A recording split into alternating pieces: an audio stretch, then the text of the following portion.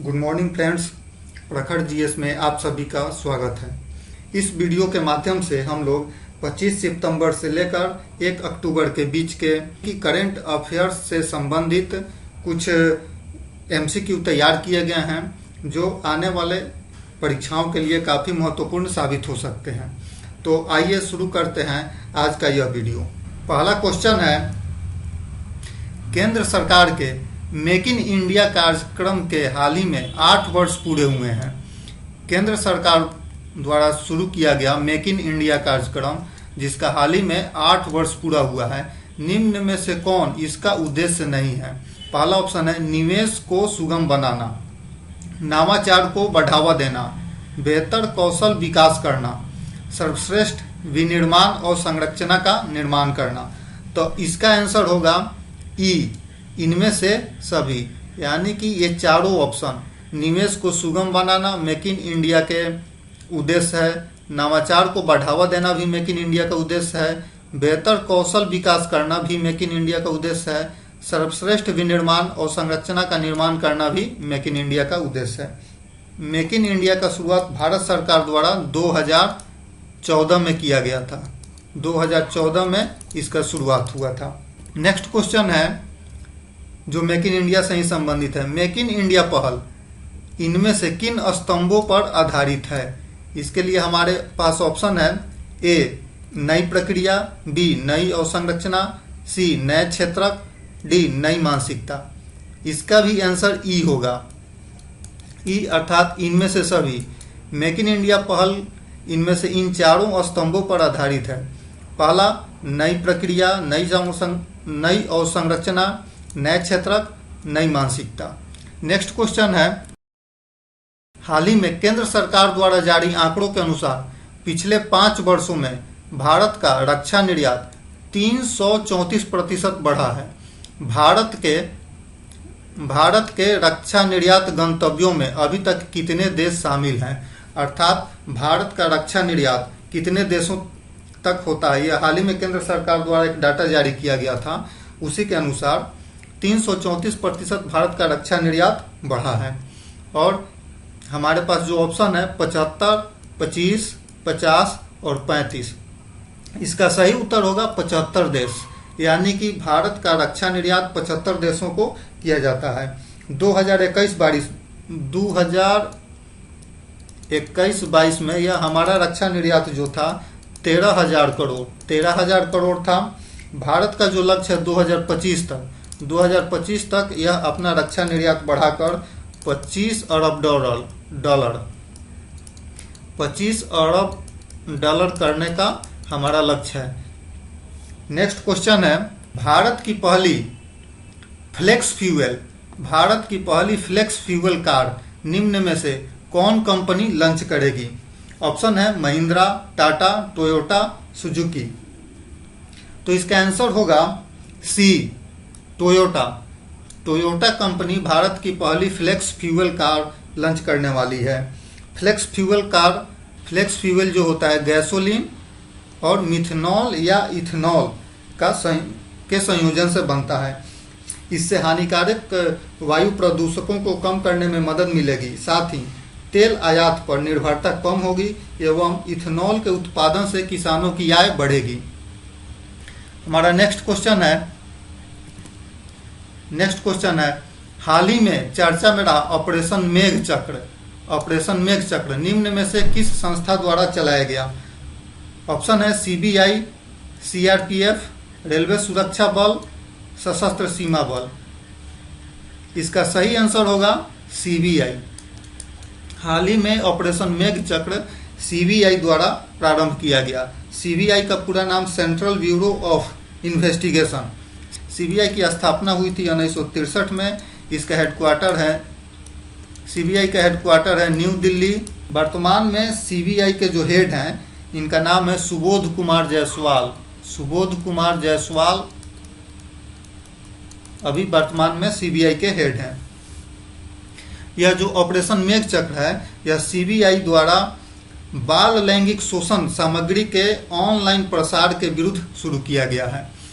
Next question है, हाल ही में चर्चा में रहा नौसैनिक अभ्यास अभ्यास ककुडू। अभ्यास ककुडू का संबंध निम्न में से किस देश से है? हमारे पास ऑप्शन है अमेरिका, जापान, ऑस्ट्रेलिया और इंडोनेशिया।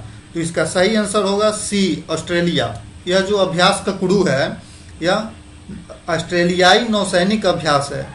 इसका आयोजन द्विवार्षिक यानी कि प्रत्येक 2 वर्ष पर इसका अभ्यास होता है। इस वर्ष इसमें भारत सहित 14 से अधिक देशों के नौसेना शामिल हुए थे। नेक्स्ट क्वेश्चन है हाल ही में बड़कू-पट्टू पुरातत्व स्थल में भारतीय पुरातत्व सर्वेक्षण द्वारा उत्खनन में 1200 वर्ष पुरानी कलाकृतियां प्राप्त हुई हैं। बड़कू-पट्टू पुरातत्व स्थल निम्न में से किस राज्य में अवस्थित है? इसका आंसर होगा तमिलनाडु। यह जो वडकू-पट्टू पुरातत्व स्थल है तमिलनाडु में अवस्थित है। तमिलनाडु में चेन्नई के पास यह वडकू-पट्टू पुरातत्व स्थल स्थित है। वडकू-पट्टू को नाथम मेदु के नाम से भी जाना जाता है। नेक्स्ट क्वेश्चन है हाल ही में हरिजन सेवक संघ का 90वां स्थापना दिवस मनाया गया। इसकी स्थापना किसने की थी? तो इसका सही आंसर होगा महात्मा गांधी। महात्मा गांधी ने हरिजन सेवक संघ की स्थापना आज से 90 वर्ष पहले अर्थात 1932 में महात्मा गांधी ने हरिजन सेवक संघ की स्थापना की थी। हरिजन सेवक संघ का उद्देश्य है सत्य और अहिंसा के माध्यम से हिंदू समाज में व्याप्त अस्पृश्यता यानी कि छुआछूत का उन्मूलन करना। नेक्स्ट क्वेश्चन है केंद्र सरकार ने जीपीएस के विकल्प के रूप में निम्न में से किसे बढ़ावा दे रही है? केंद्र सरकार जीपीएस के विकल्प के रूप में निम्न में से किसे बढ़ावा दे रही है? तो इसका सही आंसर होगा बी, नाविक। नाविक भारत का नेविगेशन सिस्टम है। नाविक का फुल फॉर्म होगा नेविगेशन विद इंडियन कॉन्स्टिलेशन। नाविक का फुल फॉर्म होगा नेविगेशन विद इंडियन कॉन्स्टिलेशन। यह विदेशी उपग्रह प्रणाली पर भारत की निर्भरता को कम करेगा। यह इसरो द्वारा विकसित किया गया है। नेक्स्ट क्वेश्चन है हाल ही में भारत सरकार ने निम्न में से कौन सा भारतीय सांकेतिक भाषा मोबाइल ऐप लॉन्च किया है? तो इसका सही आंसर होगा साइन लर्न भारत सरकार द्वारा हाल ही में जारी किया गया सांकेतिक भाषा मोबाइल ऐप है। यह भारतीय सांकेतिक भाषा अनुसंधान और प्रशिक्षण केंद्र के भारतीय सांकेतिक शब्दकोश पर आधारित है। इसमें लगभग 10,000 शब्द शामिल हैं। 10,000 शब्द शामिल है। नेक्स्ट क्वेश्चन है चयनित गांवों में भूजल स्तर की पहचान करने में मदद के लिए निम्न में से किस मंत्रालय ने जलदूत नामक ऐप लॉन्च किया है? इसका सही आंसर होगा ग्रामीण विकास मंत्रालय। ग्रामीण विकास मंत्रालय ने हाल ही में चयनित गांवों में भूजल स्तर की पहचान करने में मदद के लिए जलदूत ऐप लॉन्च किया है। नेक्स्ट क्वेश्चन है लगभग 12 दशक से अधिक समय के बाद माधव राष्ट्रीय उद्यान में बाघों को बसाया जा रहा है। माधव राष्ट्रीय उद्यान निम्न में से किस राज्य में अवस्थित है? तो इसका सही आंसर होगा मध्य प्रदेश में माधव राष्ट्रीय उद्यान मध्य प्रदेश में स्थित है। नेक्स्ट क्वेश्चन है हाल ही में चंद्रद्रोण पहाड़ों में 12 वर्ष के बाद नील कुरिंजी या कुरिंजी के फूल खिले हैं। चंद्रद्रोण पहाड़ किस राज्य में स्थित है? तो इसका सही आंसर होगा डी, कर्नाटक में यह चंद्रद्रोण पहाड़ी स्थित है। कर्नाटक का एक जगह है चिकमंगलुरु जहां चंद्रद्रोण पहाड़ी स्थित है। यह फूल जो नील कुरिंजी फूल प्रत्येक 12 वर्ष में एक बार खिलता है। किंतु आजकल क्या हो रहा है कि नील कुरिंजी फूल 12 वर्षों में एक बार खिलता है। आजकल जलवायु परिवर्तन के कारण यह अनिश्चित हो गया है। नेक्स्ट क्वेश्चन है इस साल इंडिया गेट पर मनाया जाने वाला बथुकम्मा उत्सव किस राज्य का प्रमुख उत्सव है? इसका सही आंसर होगा तेलंगाना। इंडिया गेट पर इस साल बथुकम्मा उत्सव मनाया जा रहा है। यह जो बथुकम्मा उत्सव है यह तेलंगाना का एक प्रमुख उत्सव है। यह तेलंगाना का यह फूल उत्सव है। इसका आयोजन तेलंगाना और आंध्र प्रदेश तेलंगाना और आंध्र प्रदेश। तेलंगाना और आंध्र प्रदेश में जीवन देने वाली देवी बथुकामा के प्रति सम्मान प्रकट करने के लिए इस उत्सव को मनाया जाता है, बथुकामा उत्सव को। नेक्स्ट क्वेश्चन है, निम्न में से भारत के साथ किस देश ने सप्तकोशी उच्च बांध परियोजना को आगे बढ़ाने पर सहमत हुए हैं? इसका सही आंसर होगा नेपाल। इसका सही आंसर होगा नेपाल। सप्तकोशी नेपाल, यह जो सप्तकोशी नदी है यह नेपाल की सबसे बड़ी नदी है, नेपाल की सबसे बड़ी नदी।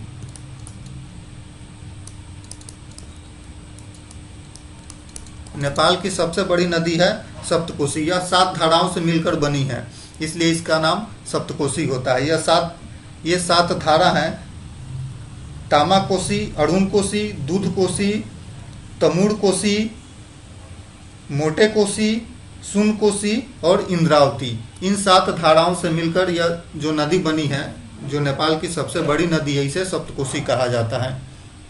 नेक्स्ट क्वेश्चन है, हाल ही में उपभोक्ता मामले, खाद्य और सार्वजनिक वितरण मंत्रालय ने फोर्टिफाइड चावल पर एक अभियान शुरू किया है।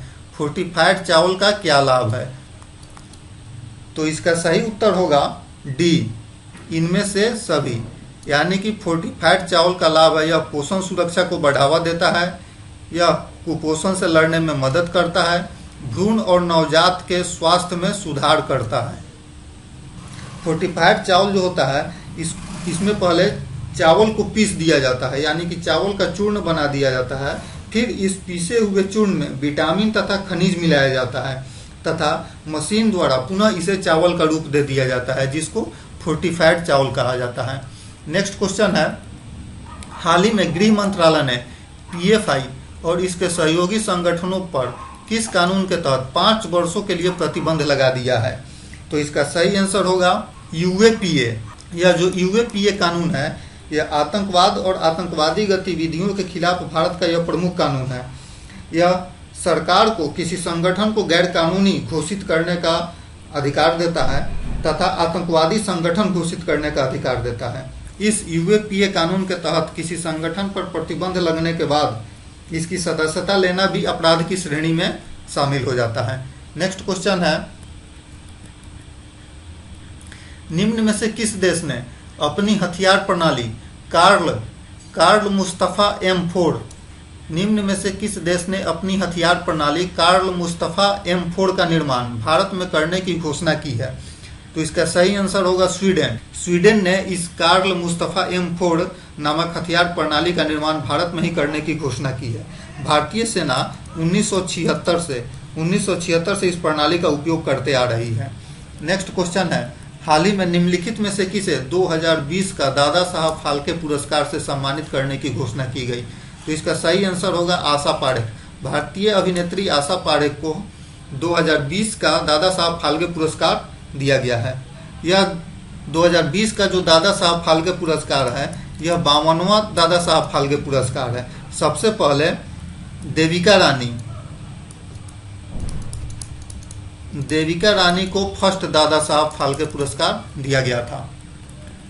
नेक्स्ट क्वेश्चन है, निम्न में से किस स्वतंत्रता सेनानी के 115वीं जयंती के अवसर पर चंडीगढ़ हवाई अड्डा का नाम परिवर्तित कर दिया गया है? तो इसका सही आंसर होगा सरदार भगत सिंह। सरदार भगत सिंह के नाम पर चंडीगढ़ हवाई अड्डा का नाम बदलकर सरदार भगत सिंह हवाई अड्डा कर दिया गया है। 1926 में नौजवान भारत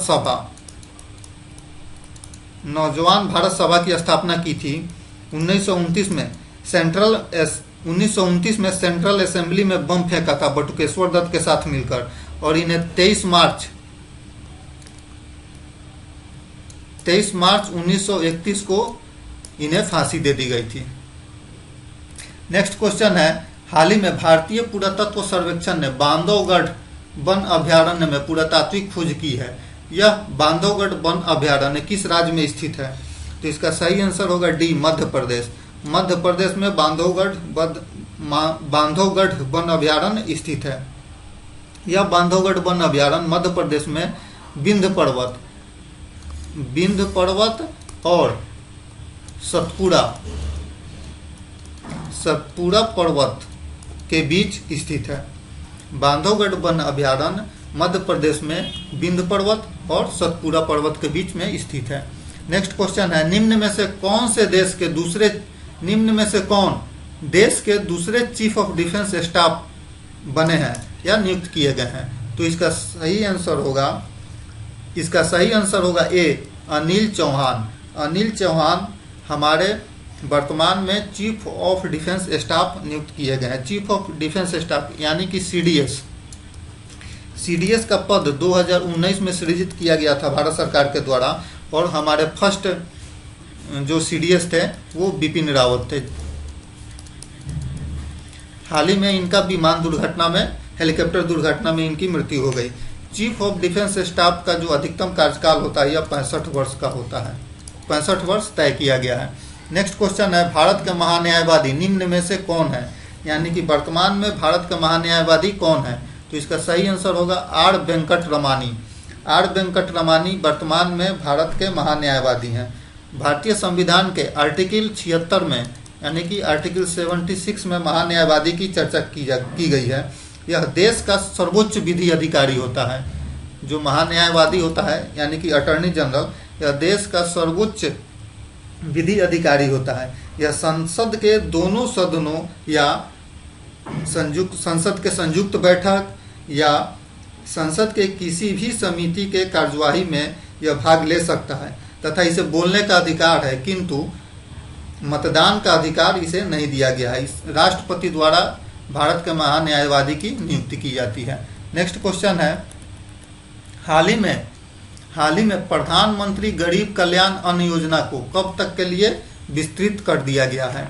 तो इसका सही आंसर होगा सी, दिसंबर 2022। कोरोना काल में यह शुरू किया गया था। प्रधानमंत्री गरीब कल्याण अन्न योजना यह कोरोना काल में शुरू हुआ था, जिसके तहत गरीबों को प्रति माह 5 केजी मुफ्त अनाज प्रदान किया जाता है, जिसका विस्तार दिसंबर 2022 तक कर दिया गया है। नेक्स्ट क्वेश्चन है, हाल ही में वर्ल्ड ग्रीन इकोनॉमी समिट में हरित अर्थव्यवस्था के लिए मंत्री स्तरीय गोलमेज सम्मेलन कहाँ आयोजित किया जाएगा? ये जो हमारे पास 4 ऑप्शन है, इनमें वर्ल्ड ग्रीन इकोनॉमिक समिट में हरित अर्थव्यवस्था के लिए मंत्री स्तरीय गोलमेज सम्मेलन कहाँ आयोजित किया जाएगा? तो इसका सही आंसर होगा दुबई में। यह आयोजन दुबई में होने वाला है इस वर्ष।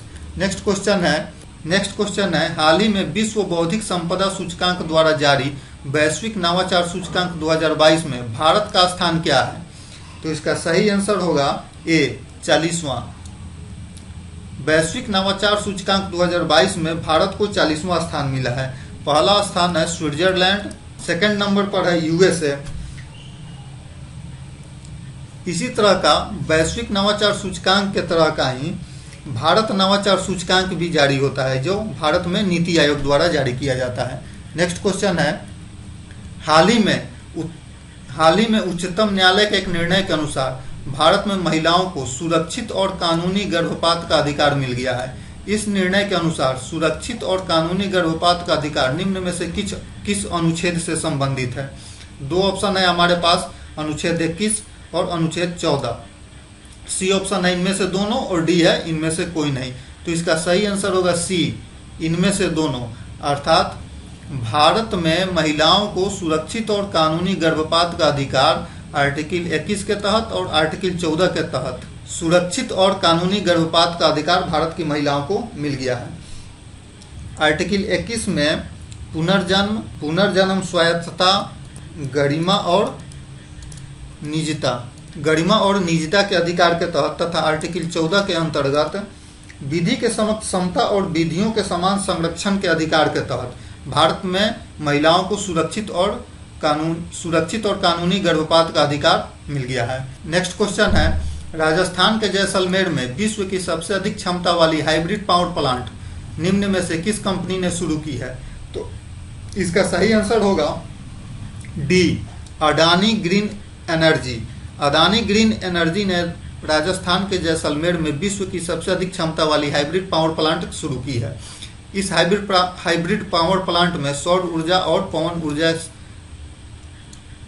के द्वारा ऊर्जा का निर्माण किया जाएगा। इसमें 600 600 मेगावाट सौर संयंत्र से तथा 150 मेगावाट पवन संयंत्र से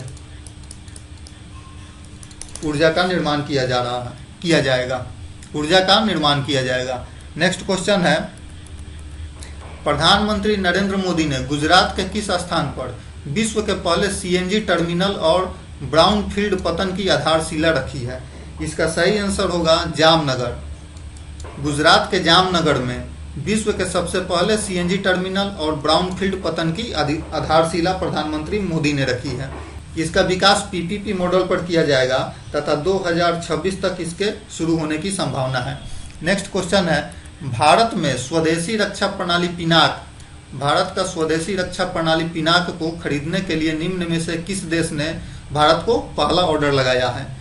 तो इसका सही आंसर होगा आर्मेनिया। आर्मेनिया ने भारत का स्वदेशी रक्षा प्रणाली पिनाक को खरीदने का पहला ऑर्डर लगाया है। नेक्स्ट क्वेश्चन है, चीन ने अंतर्राष्ट्रीय परमाणु ऊर्जा एजेंसी में AUKUS समूह के खिलाफ प्रस्तावित अपना प्रारूप संकल्प वापस ले लिया है।